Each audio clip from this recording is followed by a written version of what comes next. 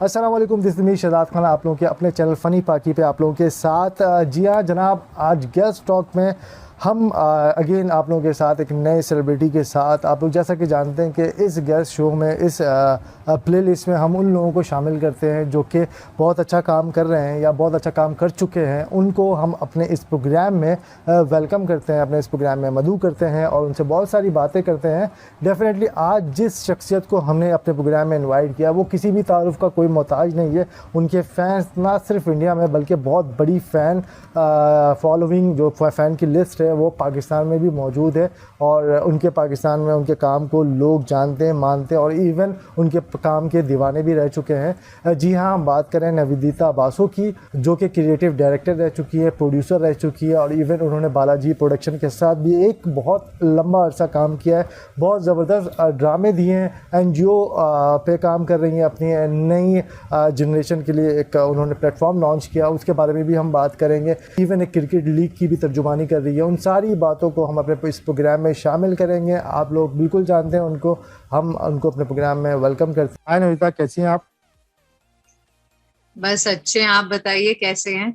मैं बिल्कुल ठीक ठाक। अक्रॉस द बॉर्डर आपसे बात हो रही है, बहुत अच्छा लग रहा है। काफ़ी इंडियन सेलिब्रिटीज़ के साथ जो है वो हमारा इन टच रहता है, बातें रहती हैं और थोड़ी सी जो है वो घबराहट आपको फील भी हो रहा होगा, क्योंकि डेफिनेटली हम इतनी बड़ी शख्सियत से बात कर रहे हैं जो एक जो ना सिर्फ ड्रामे बल्कि इतनी सारी चीज़ों के साथ इन्वॉल्व है। मैं बता नहीं सकता कि मतलब क्या कुछ कर रही है। इनका अपना एनजीओ, इनका अपना प्रोडक्शन हाउस है। बहुत सारी चीजें जो है वो एक साथ लेकर चल रही हैं। हम फर्दर जो है वो इन सारी चीजों पे बात करेंगे और आपसे जानेंगे कि क्या कुछ लाइफ में चल रहा है। सबसे पहले तो ये बताएं कि राइट नाउ जो है वो कौन सी ऐसी चीज जो है वो करंट में जो चल रही है प्रोजेक्ट आपका, उस प्रोजेक्ट पे बात करते हैं। एक्चुअली अभी हाल ही में हम लोग ना एक नया ओटीटी प्लेटफॉर्म लॉन्च कर रहे हैं। इनफैक्ट शॉर्ट फॉर्मेट का पहला प्लेटफॉर्म होगा। यूजुअली अगर आप देखें नेटफ्लिक्स, amazon, जितने भी ओटीटी प्लेटफॉर्म है वो लॉन्ग फॉर्मेट होते हैं। अगर वेब सीरीज होता है तो 45 मिनट्स का, 8 या 10 एपिसोड का long series. But short films और शॉर्ट सीरीज बहुत कम है। अपार्ट फ्रॉम यूट्यूब इनफैक्ट कोई भी नहीं है ऐसा प्लेटफॉर्म।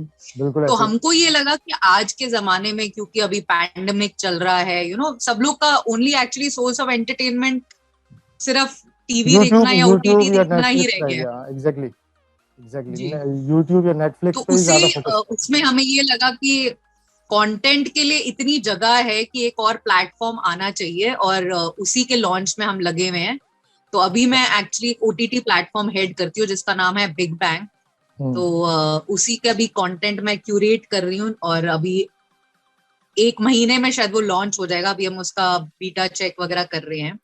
ओके, ऑलराइट तो ऑलराइट। बस अभी प्रोडक्शन को थोड़ा बैक सीट में डाला और अभी आजकल थोड़ा एक्विजिशन और उसमें लगी हूँ, क्योंकि इतना कंटेंट होता है छांटने के लिए।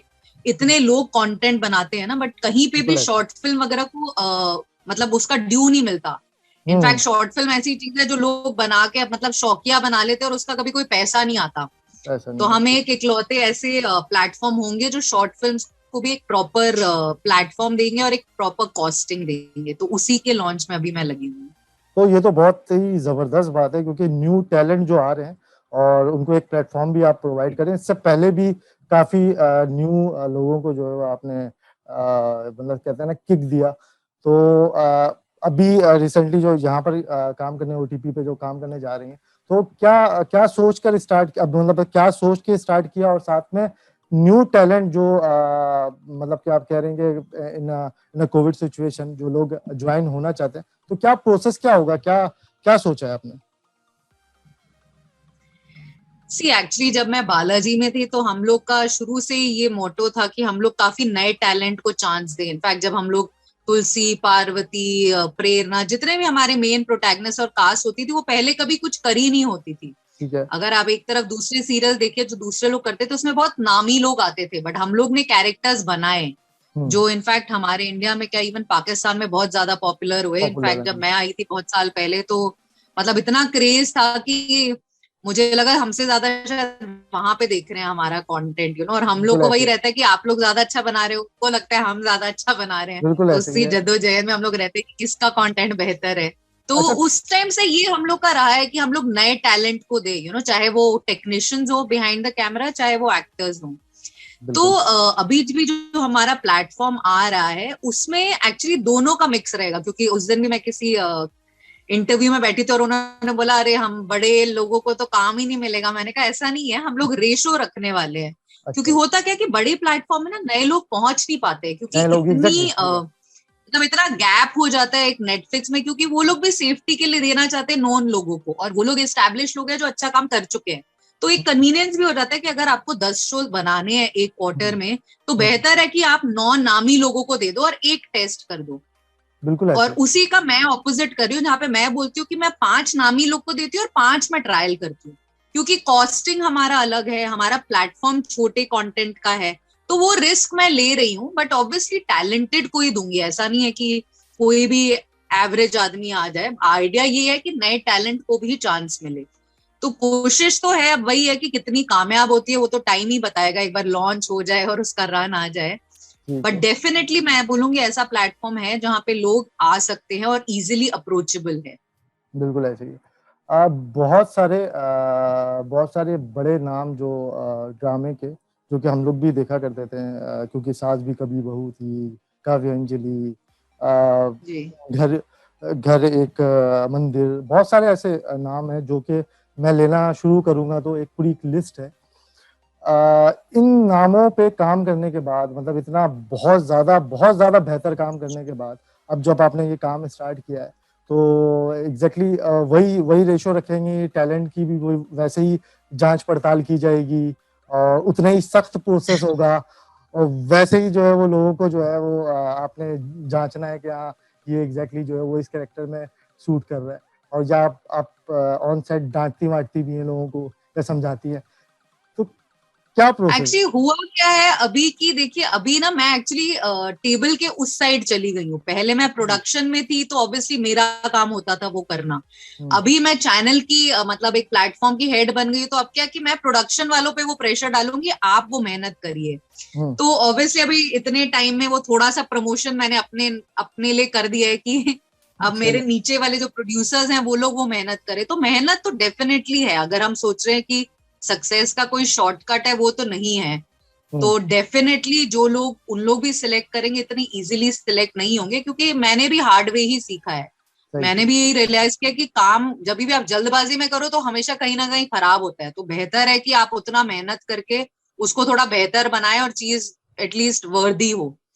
तो डेफिनेटली उतना ही प्रोसेस होगा, बट फर्क ये होगा कि अब मैं चैनल साइड पे बैठी होंगी हम्म, और जो मेरे नीचे जो होगा लोग प्रोडक्शन, उसको उतना मेहनत करना उसके पड़ेगा। उसके ऊपर प्रेशर एग्जैक्टली उतना ही होगा, क्योंकि हम लोग जब भी अपने बॉस के जी बारे में जानते हैं, तो बॉस, अगर हम टेक्निकल लैंग्वेज में अगर बात करते हैं, तो अगर बॉस भी टेक्निकल होता है और उसको पता होता है कि एग्जैक्टली कि कैसे जो है वो ये काम होना है, जी जी। तो वो बड़ा प्रॉब्लम भी होती है, लेकिन वो उसकी जो प्रोडक्शन होती है वो बहुत ही बेस्ट होती है।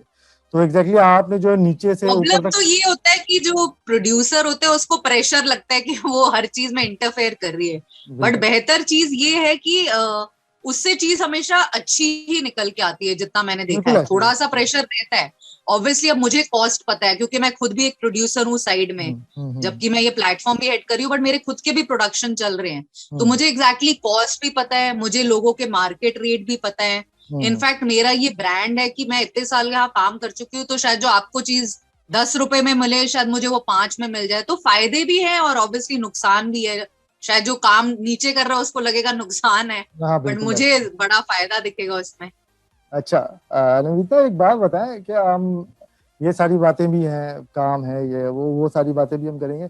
एक बात जो है, हम अक्रॉस द बॉर्डर बात कर रहे हैं एक दूसरे से, तो कैसा फील होता है जब आपको ये पता चलता है कि पाकिस्तान में लोग इतने क्रेज हैं ड्रामों के, जो कि मतलब एक लंबी सीरीज जो कि खत्म होने का नाम भी ना ले, ठीक है, वो ड्रामे भी जो है लोग देख रहे होता है, उसके पीछे इवन पागल थे। तो कैसा फील होता था आप लोगों को जब ये पता चलता था कि हाँ पाकिस्तान में भी लोग जो है वो आप लोगों की फैन फॉलोइंग इतनी ज्यादा है, तो आप लोगों को उस वक्त पता चलता था, फीडबैक मिल रहा होता था, आप लोग इस बारे में जो है उसको नोट भी कर रहे होते थे साथ साथ।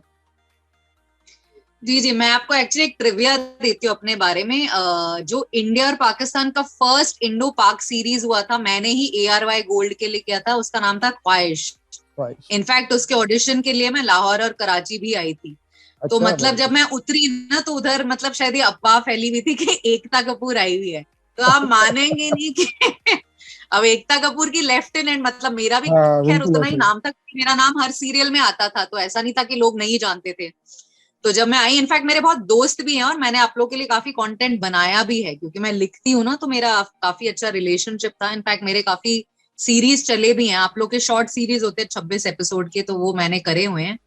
हम्म, तो मैंने वहां पे आके जब ऑडिशन किया, मतलब मैं तो हक्की बक्की रह गई। मैंने कहा यार इतने मतलब फैंस हैं, और इनफैक्ट हमने जो पहला सीरीज किया था ARY के लिए, उसमें आधे पाकिस्तानी एक्टर्स थे और आधे इंडियन एक्टर्स थे, और हमने दुबई में उसको 2 साल शूट किया। इनफैक्ट वो ARY का बहुत पॉपुलर शो बना ख्वाहिश। उसके बाद ऑब्वियसली जब 2 साल के बाद हमारा कॉन्ट्रैक्ट खत्म हो गया, उसको हम जब सोनी टीवी पे लाए तो उस पे भी वो बहुत अच्छा करा।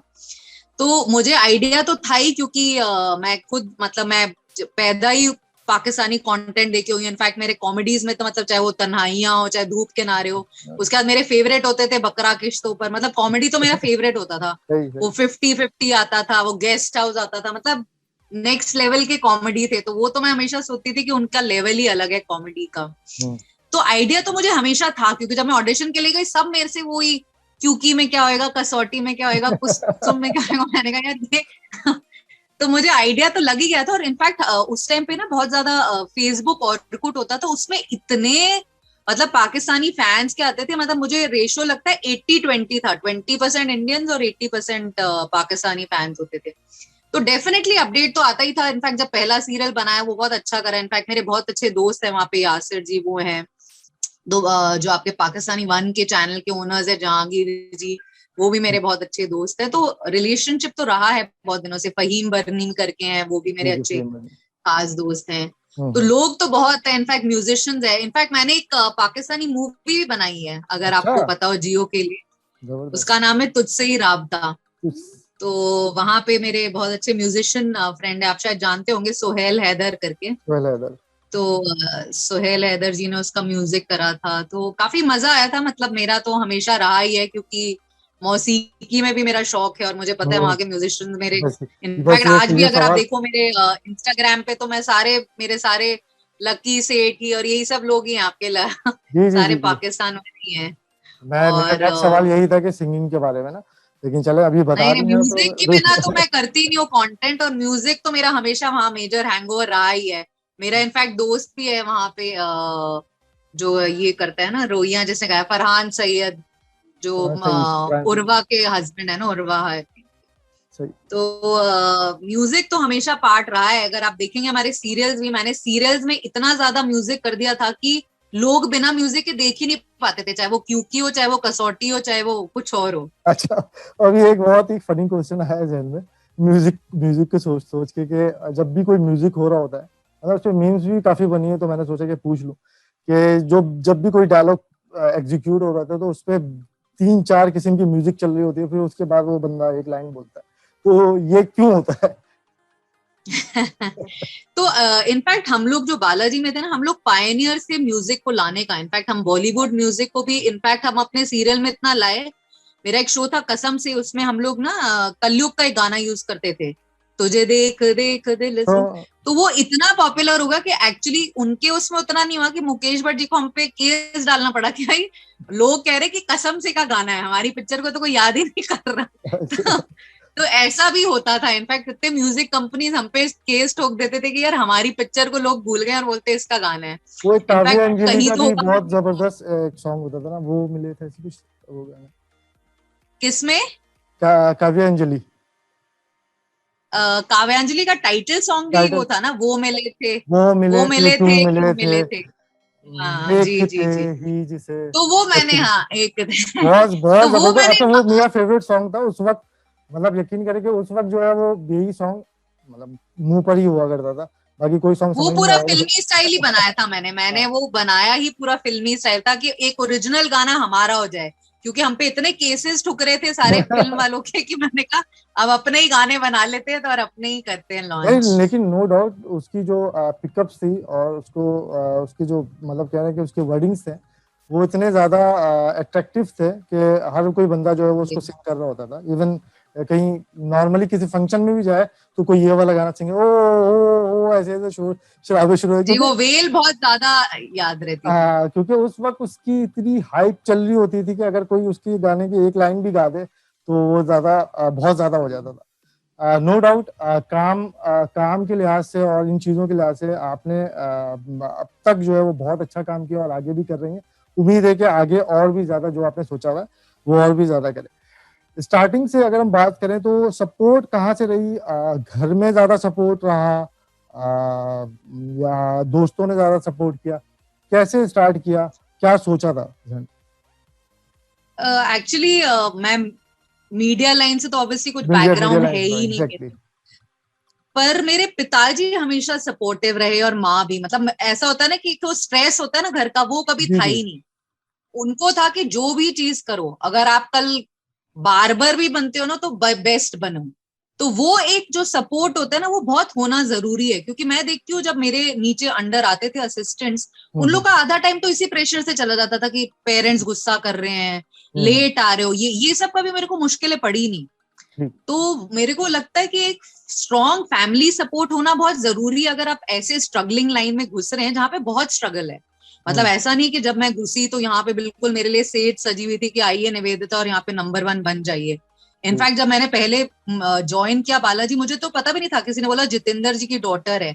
अब जितेंद्र तो हमें पता था येस्टर ईयर के हीरो है, उनकी डॉटर कौन है? 1999 2000 में किसको पता है कौन थी डॉटर? वो हम्म, तो जब मैं उनके साथ जुड़ी, हमने एक एक करके सीरियल बनाए, तब जाके वो इतने कम टाइम में इतने ऊपर आ गए कि आज तो मतलब सीरियल मतलब नाम ही उनसे शुरू होता है। और अब तो बिल्कुल ऑल्ट ऐसे। बालाजी के साथ उनका और ओटीटी बात। का भी चल रहा है। तो मेरे को लगता है, जैसा कि मैं हमेशा बोलती हूँ कि एक स्ट्रॉन्ग सपोर्ट सिस्टम होना चाहिए। एक होता है आपके या फिर मैरिज के पहले या मैरिज के बाद भी। मैं फॉर्चुनेट हूँ, मुझे दोनों तरफ से वो मिला। मतलब आप अगर शादी करके आते हैं और आप 4 4 दिन घर नहीं आ रहे क्योंकि आप शूट पे हैं, बिल्कुल तो ऐसे ही। कितने लोग उस पे आपत्ति कर सकते हैं ना कि अरे इन लॉज बोलेंगे कि कैसे हैं। तो हम लोग का बहुत स्ट्रॉन्ग सपोर्ट सिस्टम रहा है, टचवुड। और वही शायद एक वो रीजन है कि मैं बहुत फ्री माइंड से चीजें कर पाई हूँ। सही। और सब लोग इतने लकी नहीं होते, क्योंकि मैं जानती हूँ इतनी लड़कियां आती है, लड़कियां क्या लड़के भी आते हैं, बोलते फाइनेंशियल सपोर्ट नहीं है, ये नहीं है, वो नहीं है। बहुत मुश्किलों के साथ लोग यहाँ पे आते हैं और इतना कंपटीशन है। हम्म। मतलब हम तो स्क्रीन के पीछे हैं, स्क्रीन के आगे भी उतना कंपटीशन और कंपटीशन है पीछे भी। exactly।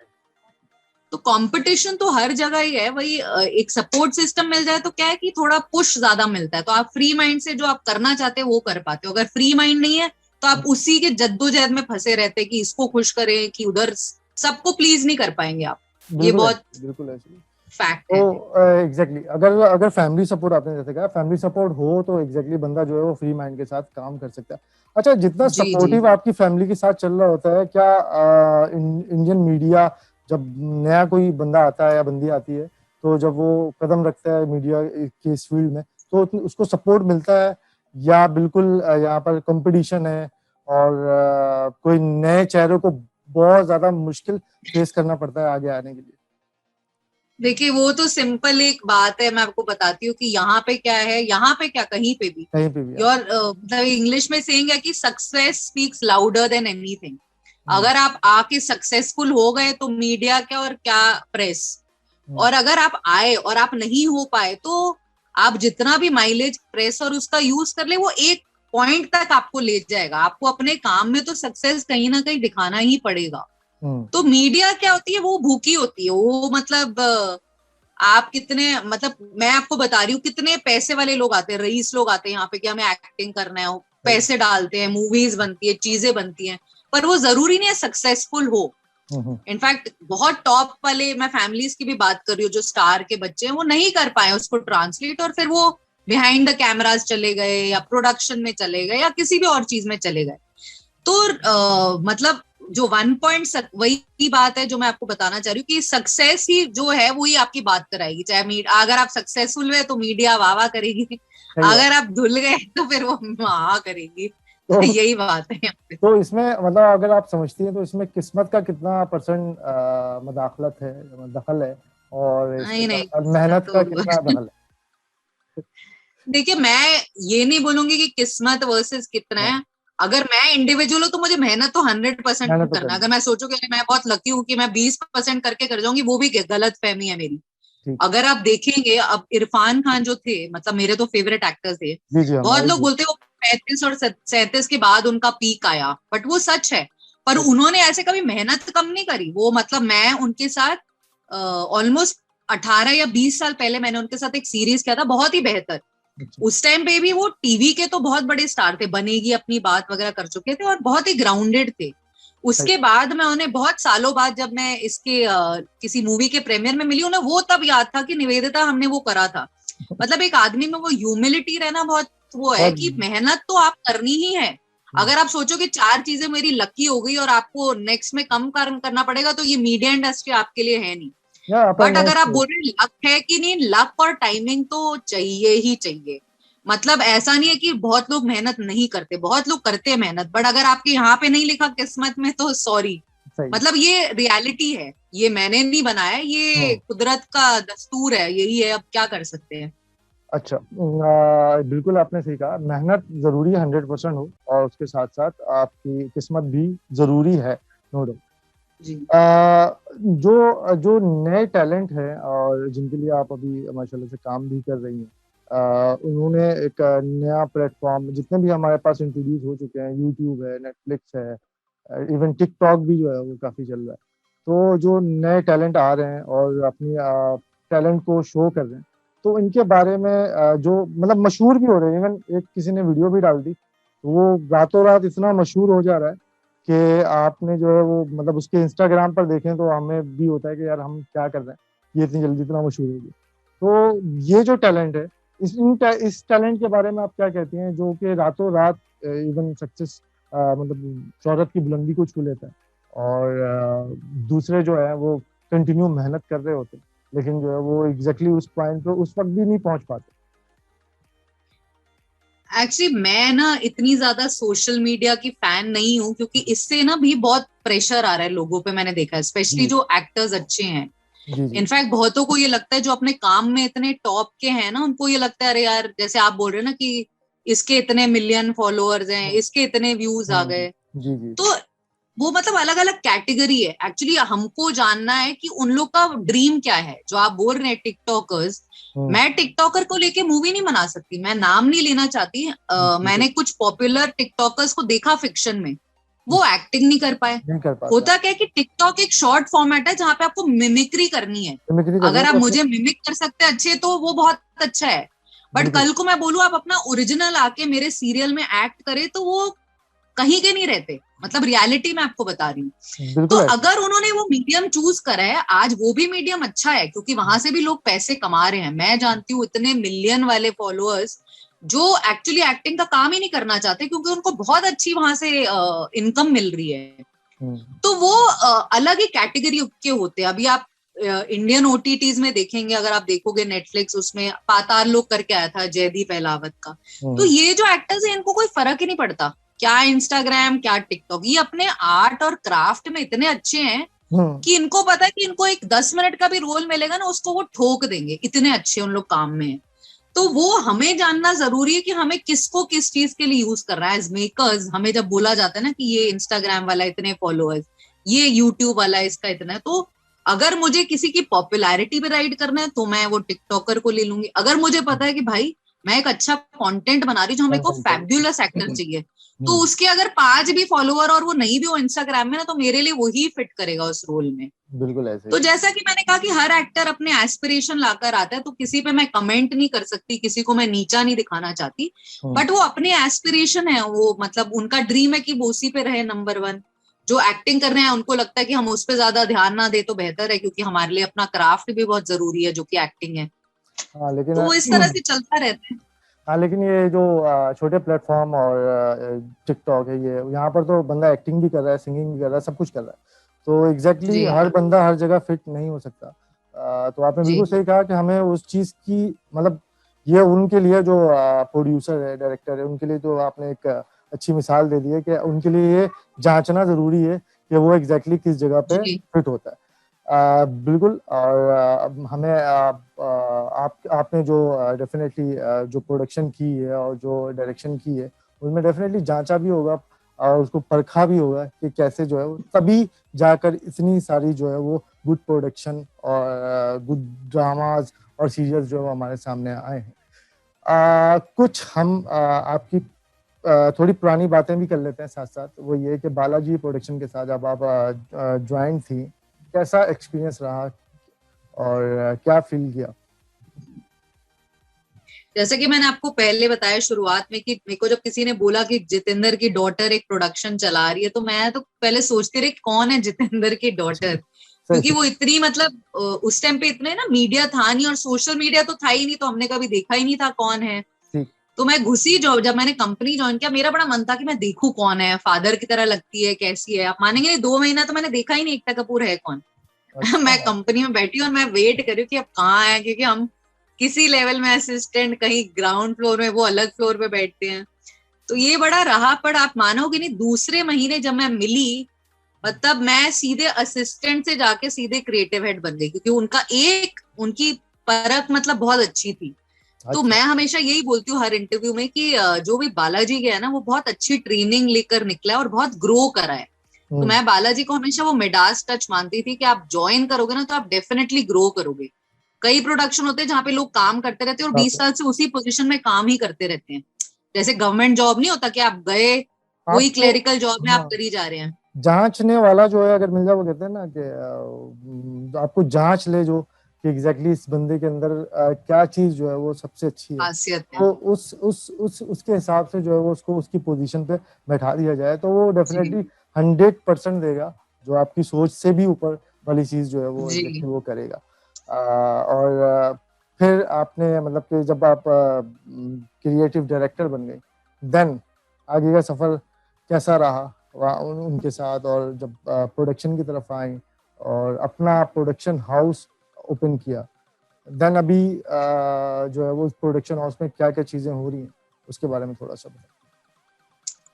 तो मैं 15 साल तो एकता के साथ ही रही, क्योंकि हम लोग लिटरली एक फैक्ट्री बन गए थे। मतलब ऐसा हो गया था कि दिन के 10 शोज चल रहे हैं, 10 डेली सोप्स पिच रहे हैं, और यहाँ पे दूसरे वीकली सोप्स। तो बहुत ही अच्छा टाइम रहा, इनफैक्ट पता ही नहीं चला कि 15 साल किस तरह से गुजर गए। हम्म। उसके बाद ऑब्वियसली चांस मिला मुझे अपना करने का, तो मैंने अपने में ये सोचा कि अगर मैं सेम चीज बनाऊं तो फर्क क्या है। तो मैंने वो सोचा कि मैं एक बुटीक प्रोडक्शन करती हूँ, जो मैं कुछ अलग करूं, जो मैं ऑलरेडी कर चुकी हूँ सास बहू, वो ना करूं, कुछ हम्म। डिफरेंट करूं। तो मैंने फिर इनफैक्ट म्यूजिक बेस्ड ही मैंने एक शो करा था, मेरी आवाज ही पहचान है अपने मेरी उसमें। आवाज ही पहचान। फिर मैंने एक कमर्शियल शो किया, एक विवाह ऐसा भी। और उसके बाद ऑफ कोर्स फिर मैं थोड़ा ओटीटी की तरफ चली गई अपने प्रोडक्शन में, और अभी मैंने एक वेब सीरीज डायरेक्ट करा है, और 2 मेरे प्रोडक्शन में है, क्योंकि अभी पैंडेमिक चल रहा है तो हम शूट नहीं कर पा रहे। तो हम्म। प्रोडक्शन वाइज मैंने ऑब्वियसली अब मैं डायरेक्टर भी टर्न हो गई हूँ, क्योंकि मैं पहले भी डायरेक्टर थी। एक्चुअली ट्रेनिंग मैंने डायरेक्शन में ही करी थी, जी जी। बट बालाजी में इतना काम होता था प्रोडक्शन का कि उसी में हम लग गए, फिर कभी डायरेक्शन भूल ही डायरेक्टर गए। भी हो रहे हो। पर अभी ओटीटी में क्या टाइम है, सब है, तो फिर डायरेक्शन की तरफ है, वापस मैंने अपना रुख मोड़ा है। तो देखते हैं किस तरह से सक्सेस मिलता है। अभी कंपटीशन तो हर जगह ही है। सही। तो इस जगह पर भी जो सिंगिंग को ज्यादा फोकस किया हुआ है, सॉन्ग्स को, म्यूजिक को, सिंगिंग, मुझे ये भी पता चला कि आप म्यूजिक सिंगिंग तो मतलब सिंगिंग मेरे भी उससे बड़ी अच्छी कभी, करते म्यूजिक तो कभी निकल नहीं सकता निकाल नहीं मेरे सकते। उससे। ये तो मतलब मेरी पहचान ही म्यूजिक है। तो गाना गाती भी हैं, हमने सुना है बड़ा अच्छा गाती हैं, और नहीं नहीं नहीं, नहीं ये आपने गलत सुना है। नहीं नहीं, ये तो जो सुनी हुई बात होती है ना, और जो खास ऑथेंटिक जगह से सुनी हुई हो तो वो बिल्कुल सही होती है। नहीं नहीं, गाना अगर मुझे आता ना तो आपको पता नहीं है, मैं तो हर प्लेटफॉर्म में बात करने के बजाय गाने में करती, मैं तो नहीं अपना नहीं, आप, हमने टैलेंट शोकेस करती, देखे क्योंकि मेरा जो यहाँ, स्ट्रेंथ है उसको मैंने कभी छुपाया नहीं है। अच्छा, लेकिन यहाँ पर देखें तो कोई ऐसी बात भी नहीं है अब तो। आमने सामने कोई एक लाइन ही सुना दे ताकि लोगों को पता चले कि भाई निवेदिता जो है वो सुना भी सकती है। नहीं ऐसा कुछ कुछ सुना दे, हम लोग पर तो ऐसा कोई सोच हम नहीं रहा ना कि वो सुना सकती है कि नहीं, उनको पता है वो क्रिएट कर सकती है, सुनाने की जरूरत नहीं नहीं, है। तो अभी अभी मैं ये नहीं बोल सकता गाना क्रिएट करे और फिर उसको सुना दे। अभी कोई भी एक एक लाइन ऐसी जो कि नहीं नहीं, आपको मैं कंटेंट क्रिएट करूंगी, गाने वाले गाना बनाएंगे। चले चले उसके लिए एक आपको मेरे म्यूजिक शो पे आना पड़ेगा, अभी आप टॉक शो पे। नहीं नहीं, एक लाइन तो कोई हो जाए ना बस, छोटी सी लाइन काव्यांजलि की सुना दें, किसी की भी सुना दें, जो जो टाइटल सॉन्ग रहा हो कोई किसी ड्रामे का, जो आपको लगता हो कि बहुत टची टची सा था? अरे अभी किसको मेरे इनफैक्ट आप मानेंगे नहीं कि इनफैक्ट जितने भी बालाजी के सीरियल थे उन हम्म। सबके गाने मैंने ही ओवरलुक करे हैं। तो इसका क्योंकि मतलब है गाना मेरा फोटे है बट मैं उसको तो ओवरलुक करती थी, क्योंकि वो ऑब्वियसली मेरे को म्यूजिक का सेंस था ना, मुझे पता था कौन सा गाना कहाँ पे लगेगा और कौन सा अच्छा, नहीं ये लगा वाली था। बात बड़ी बोली जाती है कि जो मतलब, खैर मुझे भी म्यूजिक का सेंस है, गाना मैं इतना अच्छा नहीं गाता मुझे पता है, लेकिन बहुत सारे लोग बोलते हैं यार खुद तो सही, मतलब खुद के सुर लगते नहीं है, लेकिन जो है लेकिन जो है वो दूसरों में जो है वो गलतियां निकालना होता है, तो एग्जैक्टली मैं नहीं ये। नहीं, क्योंकि मैं खुद भी म्यूजिशियन हूँ, हाँ अनफॉर्चुनेटली मैंने क्लासिकल म्यूजिक सीखा हुआ है, तो मुझे खुद इंस्ट्रूमेंट्स आते हैं, मैं कीबोर्ड बजाती हूँ, हाँ, मैं ड्रम्स मैं बजाती वैसे ही बोल रहा हूँ यार, एज अ लिसनर की बात करूँ कि कोई भी एक सिंपल सी बंदा अगर वो सुनने में ज्यादा अच्छा है, तो मेरा ख्याल है कि वो उस चीज को अच्छा परख सकता है। तो आपने आपने तो हूँ। पर ये माशाल्लाह तो आपने इसमें भी देखा होगा, कभी आप देखेंगे अगर आपने फुटबॉल के मैनेजर्स देखे हैं, जी जी कितने लोग बोलते हैं कि वो सूट पहन के कभी उतरे भी नहीं है मैदान में, बट बिल्कुल उनको ऐसे वो है। परख है कि आज वो रोनाल्डो को या मेसी को वो लोग खुद सिलेक्ट करते हैं। जी आप जी जी। कभी नहीं देखोगे वो मैनेजर खुद उतर के आपको वो दिखा रहा है, उसका अरे अलग कोच होता है। बस वो उछलते रहते हैं फील्ड पे, वो उससे ज्यादा कुछ हाँ, नहीं तो बात वही है ना, वो कितने लोग इंडियंस के जो जिनको नहीं सेंस होता वो कितनी बार बोलते हैं अरे यार खुद उतर के एक शॉट तो मार के दिखा, बिकॉज वो चिल्लाते हैं ना, अरे तूने ऐसे मार दिया ऐसे हाँ मार एग्जैक्टली दिया। एग्जैक्टली। तो जरूरी नहीं है कि जो कोच है वो अच्छा खुद फुटबॉलर हो, बट उसको डेफिनेटली सेंस है। इनफैक्ट मैनेजर को, फुटबॉल के मैनेजर, यूरो कप चल रहा है, फुटबॉल के मैनेजर को तो भगवान माना जाता है वहां पे। मतलब ऐसा है कि जो जो फुटबॉलर है वो अपने मैनेजर का, वो बोलेगा उल्टा बेंड कर तो उल्टा बेंड कर जाएगा, वैसा है, इतना अच्छा। बिलीफ उनमें है। तो आपकी बात सही है कि बहुत लोग बोलते हैं कि म्यूजिक खुद नहीं आता, नाचना आए आंगन टेढ़ा, पर मुझे आता है नाचना मुझे गाना भी आता है। नहीं नहीं नहीं, तभी मैं वो गाने को ओवरलुक जी कर जी जी, लेती थी, नहीं तो नहीं, जहां पे मैं सुर गलत होता था मैं करती थी सुर सही। मुझे आपके बारे में सारा सारा कुछ पता है, लेकिन ये है कि मैं तो ये चाह रहा था कि मैं ये सारी बातें करूं, शायद आप एक दो लाइन सुना दें। चलो मैं काव्यांजलि की दो लाइन सुना देती हूँ आपको, जी जी बिल्कुल। क्योंकि वो मेरा भी काफी फेवरेट सॉन्ग रहा था। एक्चुअली म्यूजिक के बिना बहुत मुश्किल होता है, वो पीछे कैरियोके या कुछ चल रहा हो ना तो मजेदार हो जाता है। सही, अभी फिलहाल एनीवेज, तो सुना सकते। लो में सुनाती हूँ क्योंकि इतना हाई नहीं गा पाऊंगी, कभी वो नहीं करा है, प्रैक्टिस कोई नहीं किया है, रियाज के बिना। कोई भी ऐसा इशू नहीं है। सब सुना है, बिंदास। वो मिले थे, क्यों मिले थे, देखने बस सुने, वक्त भी रुक गया, वो प्यार था छूने जिसे, एक पल के लिए आसमां झुक गया, पर जिंदगी ये एतबार आए मगर बस एक बार।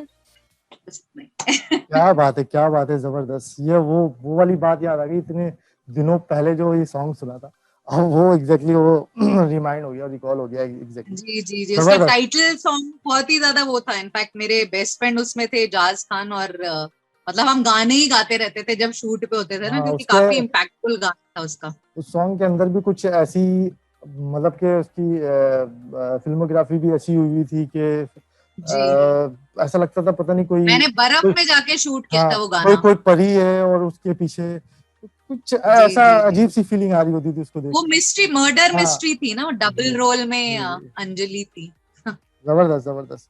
और गाना भी जी, आपने बहुत जबरदस्त सुना है।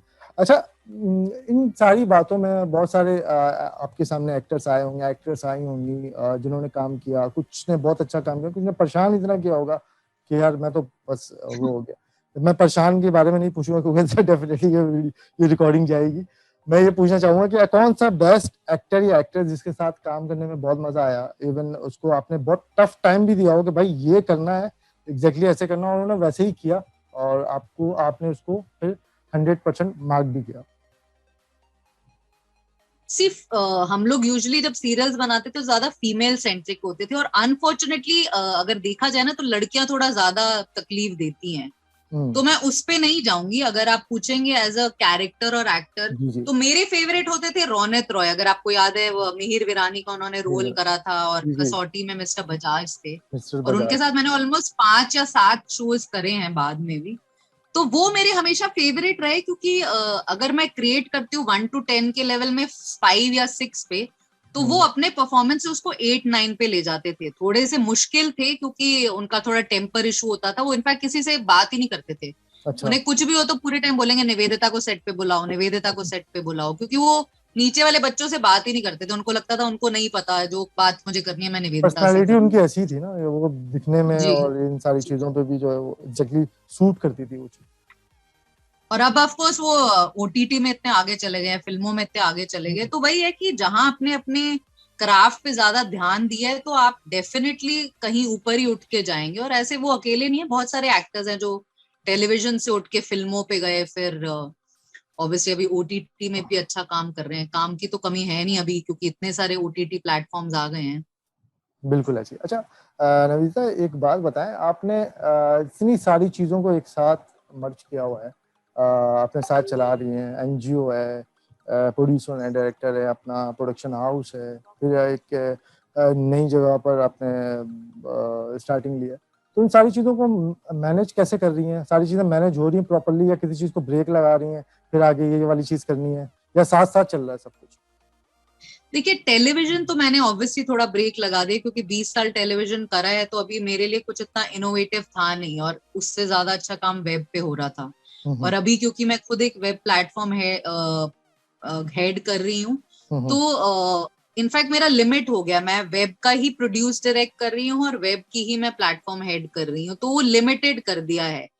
क्योंकि काम देख, जैसे मैंने आपको बोला था कि बेहतरीन काम करना है तो 100% देना पड़ेगा। आप एक साथ 10 चीजें तो कर नहीं सकते। बिल्कुल ऐसे तो ही। लॉकडाउन में एनजीओ का काम किया, थोड़ा जितना हम कर हम्म सके पहले और हम्म। उस लॉकडाउन में। बट फिर अभी अपना काम शुरू हो गया, तो उसको थोड़ा बैक बर्नर पे डाल दिया है। तो वो बैलेंस तो आपको खुद ही करना पड़ता है। वो आपको कोई सिखा नहीं पाएगा कि अभी ये ज्यादा करिए, ये कम करिए। वो आपका पर्सनल चॉइस है, ठीक। क्योंकि सब चीज आप खुद ही कर रहे हैं। तो पर्सनली आपको जो लगता है आपको ये अभी करना है तो ये करिए, ब्रेक डालना है तो ब्रेक डाल दीजिए। हाँ। अच्छा, एक और चीज बड़ी जबरदस्त सी, बाबू मूशा है, कोलकाता बाबू मूशा है। तो ये क्रिकेट लीग, मतलब cricket, box cricket league, cricket से भी लगा हुआ, फुटबॉल की बातें कर रही थी आप एकदम से क्रिकेट, और जी, मैं वो एक्चुअली स्पोर्ट्स में बहुत दिलचस्पी रखती थी, और इनफैक्ट हमने ही आईपी बनाया था, क्योंकि हर क्रिकेट मैच में लड़के खेलते थे। हमने कहा यार हमारी लड़कियों को भी खिलाना चाहिए। अच्छा। तो हमने यही सोचा कि सबको भिड़ा देते हैं, जो जो सेट पे सास बहू और बेटी माँ अच्छे हैं ना, उनको गेम में भिड़ा के वहां पॉलिटिक्स करते हैं, जैसे बिग बॉस में होता है। तो हमने वही किया था बॉक्स क्रिकेट लीग में, और काफी सक्सेसफुल भी रहा। अनफॉर्चुनेटली अभी लॉकडाउन और पैंडेमिक की वजह से हम जी 2 साल जी से नहीं खेल पाए हैं। पर उसका कॉन्सेप्ट वाइज बहुत अच्छा है और एंटरटेनिंग है, क्योंकि लड़कियों को भी लगता है वो पार पे है। नहीं तो लड़के हमेशा बोलते हैं ना, अरे स्पोर्ट्स क्या खेलेंगी। हम्म। तो ये काफी मजेदार रहा, क्योंकि ये सॉफ्ट बॉल से खेलते हैं ना, तो कई बार लड़के बहुत चक्के हो जाते थे कि भाई ये क्या कर रहे हैं, क्योंकि उनको अंदाजा ही नहीं लगता था वो सीजन बॉल के खेले हुए लड़के हैं। सही बात है। यहाँ पे आओ तो सॉफ्ट बॉल, लड़कियां कुछ मार रही है, कुछ हो रहा है, तो मजेदार रहता था। और कोलकाता बाबू मोशाय मेरी टीम थी। इनफैक्ट टेलीविजन में होने का इतने साल ये फायदा था कि एक टीम में यूजली 11-13 होते, मेरे टीम में 40-40 एक्टर्स होते थे, क्योंकि सब आना था, लाइक अलग अलग सब खेल सकते थे ना। तो हर बार अलग ही कोई खेल रहा है। सही मेन बात है। 7-8 सेम रहते थे, बाकी सब बदलते रहते थे हर मैच में। जबरदस्त। तो मतलब कि क्रिकेट का भी शौक, स्पोर्ट्स का भी शौक, एनजीओ का भी शौक। एनजीओ तो खैर आपने अभी स्टार्ट किया है, और साथ में प्रोडक्शन, डायरेक्शन, मतलब बहुत सारी चीजें एक साथ कर रही हैं। कोई ऐसी विश रह गई है? अभी बस एक बड़ी ब्लॉकबस्टर पिक्चर बनानी है रोहित शेट्टी स्टाइल। सही सही। तो हम आपको बिल्कुल बेस्ट ऑफ लक कहेंगे, और साथ में जितना भी अच्छा आपने काम किया है, और साथ में इवन पाकिस्तानी फैंस को भी जो जितना एंटरटेन किया है, तो डेफिनेटली हम यही विश करेंगे कि आगे भी इससे भी ज़्यादा अच्छा काम करें, और बहुत अच्छी प्रोडक्शन लाएं, बहुत अच्छी चीज़ें लाएं, बहुत अच्छा थैंक कंटेंट यू। लाएं। और साथ में हम जितने भी फैंस हैं, इवन पाकिस्तान में, इंडिया में, उन सबको एंटरटेन करें। तो डेफिनेटली हमारी विशेष आपके साथ है। अच्छा, जो पाकिस्तान में जो फैंस हैं, उनके लिए कोई मैसेज आप देना चाहती हैं, या इवन आप तो खैर आप तो आ भी चुकी हैं यहाँ पे, मिल भी चुकी हैं लोगों से, अपने फैंस से, तो बिल्कुल हमारे प्लेटफॉर्म के थ्रू अगर देना चाहें तो बिल्कुल आप दे सकते एक्चुअली मुझे हमेशा बहुत ज्यादा प्यार ही मिला है पाकिस्तानी फैन से, और इनफैक्ट वही फीलिंग यहाँ पे भी है। अगर आप देखेंगे, हम हैं। क्वालिटी कंटेंट हमें हमेशा अगर कंपैरिजन देना हो तो हम वही शोज बोलते हैं। जी। इनफैक्ट जब मैंने कसम से बनाया था तो मेरा सबसे पहले एग्जाम्पल था तन्हाइयां। मैंने कहा मुझे जोया टाइप की बहन चाहिए, तो मतलब सही। आई थिंक वो एक म्यूचुअल एडमिरेशन क्लब तो दोनों तरफ ही है। हमको लगता है वहां पे बहुत उम्दा किस्म का जी। कंटेंट बनता है, उनको लगता है हमारा है। तो वो तो हमेशा वो रेस ही रही है ना, कि हमें लगता है grass is always greener on the other side. हमें लगता है हम क्या बना रहे हैं, वो बना रहे हैं। वो बना उनको रहे हैं। लगता होगा अरे ये क्यूकी सास और काव्यांजलि कितना अच्छा है। सही है, बिल्कुल तो ऐसे ही। हम तो यही चाहेंगे कि हाँ, दोनों तरफ से उतना ही प्यार रहे, एक दूसरे के कंटेंट के लिए रिस्पेक्ट रहे, और हमेशा रहा ही है। आई थिंक आर्टिस्ट का ये फायदा है कि वो ये नहीं देखता कि क्या अच्छा है, वो मतलब उनको बस अच्छी चीज देखनी है कहीं से भी आए। हम्म। तो बस वो हम लोग अच्छा क्रिएट कर सके और वो लोग लाइक करें, वही नहीं, हमारी क्रिएट है। तो क्रिएट तो आपने, मैं यकीन करें, आपने क्रिएट तो इतना जबरदस्त किया कि मतलब खवातीन हमारे यहाँ की जी। खाना बनाने नहीं जाती थी। उनको बोले अगर अपनी अम्मा को बोले, अम्मा, खैर उस वक्त तो खैर मैं शादीशुदा नहीं था, अम्मी को बोला अम्मी वो खाना बना दें 8 बजे 9 बजे, नहीं इसके बाद ये वाला आएगा, उसके बाद फिर ये वाला आएगा, उसके बाद हम जाएंगे किचन में और देना आपके लिए कुक बस करना। वो सेम ही यहाँ पे भी हाल था, मैंने वही कहा ना, सेम ही था दोनों जगह। तो और हमारे को बस। जब मम्मियाँ मिलती थी रस्तों में तो वही बोलती थी कि हमारा तो बस खाना बना के बैठ जाते थे, अच्छा। और उनके सारे हस्बैंड हमें कंप्लेन करते थे, यार क्या कर रहे हो, हमारी पूरे टाइम लेडीज ऑन करके बैठ जाती हैं। अच्छा, एक बड़ा अच्छा सवाल मुझे ध्यान में अभी अभी आया है और बड़ा फनी सा भी है, वो ये कि आप जब कोई कोई ऐसा ड्रामा जैसे काव्य अंजलि है और दूसरे, और क्योंकि सास भी कभी बहू है, बहुत सारी ऐसी जगह पर ड्रामा एंड होता है जहाँ पे रुक जाता है, पता चला कि वो सास गिरने वाली थी सीढ़ी से और वहां पे ब्रेक लग जाता है। वो पूरे हफ्ते आप कैसे गुजारती हैं, ये मुझे बताया अपने खानदान में और दूसरी जगहों कि वो मैं तो आपसे गुजार लेती थी क्योंकि मुझे तो मजा आता था ना, मैं तो क्रिएट कर रही थी तो मुझे तो मजा ही आ रहा था। बट वो चीजें हमेशा हेल्प करी है, क्योंकि क्या नहीं, होता है कि वो ऑडियंस पूछ रहे होते ना फ्राइडे से, आगे से कि यार बताएं ना, आप बता दें, आप बता दें प्लीज मैं के आपको वो। बता रही हूँ ना कि हमारा ये फायदा रहा उस टाइम पे कि ना, उस टाइम उतना सोशल मीडिया था नहीं। हाँ, आजकल क्या लोग इंस्टाग्राम फेसबुक पे जान ले लेते हैं, हम लोग तो उतने थे ही नहीं। पहली बात तो टाइम नहीं था, क्योंकि अगर आप सही। 25 से 30 सीरियल बना रहे हो, आपको लगता है हम बैठ के टाइम पे फेसबुक देखते थे। मोबाइल जी तो सिर्फ काम के लिए यूज होता था, स्क्रिप्ट जी आ जी। गई, एडिट आ गई, चलो निकलो वहां से यहाँ आ जाओ। हाँ, बिल्कुल ऐसे। तो हम कभी उस प्रेशर में आए नहीं। बट वो हमें एक अंदाजा था, क्योंकि हम हमारी खुद की माएं वगैरह सब देख रही थी, तो हमें खुद भी पता था कि किस पॉइंट पे हमें घर वाले ही सबसे ज्यादा पहले परेशान कर देते थे ना, दिखाने के लिए कि अरे बता दो क्या है। मैंने कहा यार रखो फोन, अभी नहीं बता सकते। क्योंकि हाँ, ये फ्राइडे से लोगों को वापस मंडे उसी शो पे लाना बहुत मुश्किल मुश्किल होता होता है। है, क्योंकि ऑब्वियसली और दो शोज चल रहे हैं दूसरे चैनल्स पे। तो बिल्कुल ये सब बिल्कुल। चीजें हम जानबूझ के करते थे कि लोग आए और रहे हमेशा होक्ड, और वो अब वर्क वो करा, उतने साल तो वर्क करा। बिल्कुल ऐसे ही, और मैं उस प्रेशर को खैर फील भी कर सकता हूँ कि जब आपको ये लगता होगा कि पूरे हफ्ते में मुझे कैसे गुजारना है अपने इवन फ्रेंड सर्किल में, कहीं कहीं दावत मिल गई तो वो एक मतलब एक मुश्किल हो जाएगा ना हमारे लिए कि यार अब वो दावत में जाऊं तो पता नहीं अब लोग पूछने लग जाएंगे वो काव्य का क्या हुआ बता दो, अंजलि का क्या तो हुआ। बहुत माहिर हो गए थे हम तो उसको बात को टालने में, दावत में भी अपनी मस्ती में नहीं। अच्छा। तो कुछ नहीं पता, एडिटर ने करा होगा कुछ, क्या पता क्या है। अच्छा, कुछ एक दो सवाल जो मेरे पास जो है वो उड़ते छुड़ते आ रहे हैं तो उनको ही पूछ लेता हूँ साथ साथ। वो ये कि आप जी। बिग बॉस में जाने की अपॉर्चुनिटी मिले तो जाएंगे? बिग बॉस मेरे में वो बिग बॉस वाला बोन है नहीं कि जो जाके उधर मैं झेल सकूं। मुझे तो कोई बंद नहीं रख सकता एक दिन भी, मतलब मैं तो सीरियसली, मैं हैट्स ऑफ जो लोग वहां पे रहते हैं उस तरह से। और एक वो अलग टाइप का कंटेंट है, उसके लिए हम्म। मैं मतलब मेरा माइंडसेट नहीं है उस चीज के लिए। कोई बात नहीं, मैं घरों मतलब हंसी मजाक ऑफ कैमरा कर सकती हूँ, बट उधर रह के कैमरा के लिए करना कभी शौक ही नहीं था, कैमरा के आगे आने का। जा तो सकती है लेकिन जल्दी आ जाएंगे, ये कह सकते हैं। नहीं, आया था एक दो बार ऑफर, बट कभी इंटरेस्ट ही नहीं दिखाया। एक होता है ना कि आप इंटरेस्ट दिखा हाँ। के थोड़ा बात आगे बढ़ाओ, वहीं पे मैं दबा के फिर कभी किसी की हिम्मत ही नहीं हुई होगी दूसरी बात पूछने के लिए। चले, नवनीता, बहुत अच्छा लगा, इवन बहुत फ्रेंडली लगा, बहुत जबरदस्त, बहुत मजा आया। इवन जब भी इंडिया के किसी सेलिब्रिटी से, एक्टर से जब भी बात होती है बहुत ज्यादा एक अपनायत सी फील होती है। और आप लोगों के काम से और इवन आप लोग जो काम कर रहे हैं वो हम ऑलरेडी वाकिफ थे, आज देख भी लिया, सामने मिल भी लिया, तो मुझे बहुत अच्छा लगा। इवन और जितने लोग देखेंगे उनको भी बहुत अच्छा लगेगा। हमारी बेस्ट विशेस आपके साथ हैं, आप अच्छा काम करें, नए लोगों को प्रमोट करें, नए चेहरों को, बल्कि इवन कितने लोगों को प्रमोट भी किया, कितने लोगों को सामने भी लाएं। डेफिनेटली वो क्रेडिट देते हैं नहीं देते हैं वो उनकी मर्जी, लेकिन मैं इस बात का आपको ज़रूर क्रेडिट दूंगा कि आपने एक बेहतरीन कंटेंट इवन पाकिस्तान में अभी तक उनके नकूश छोड़े हुए हैं कि वो लोग आज भी जो है उसको याद करते हैं। इवन आज भी जब मैं इन चीज़ों को भी देखता हूँ तो मुझे वो सारी बातें याद आ रही होती है जब हम देख रहे होते थे ये ड्रामा सीरियल और ये सारी चीज़ें।